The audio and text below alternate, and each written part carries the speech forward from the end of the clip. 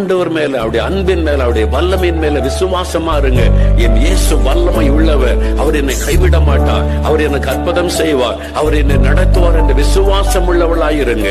சூழ்நிலைகள் சில சமயத்துல மாறாக தெரியலாம், பயப்படுத்துகிற சூழ்நிலையாக காணப்படலாம். ஐயோ, இவ்வளவு பெரிய கடன் பிரச்சனை ஆயிட்டு, நான் அதிலிருந்து வெளியே வர முடியுமா? உங்களுடைய கடன் பிரச்சனை காட்டிலும் இயேசு ஐஸ்வர்யம் உள்ள தேவன், அவரால் விடுதலை கொடுக்க முடியும். இவ்வளவு பெரிய வியாதி வந்துட்டு இந்த வியாதி சுகமாகுமா, என்னை அவ்வளவுதானே என்று கலங்குறீங்களா?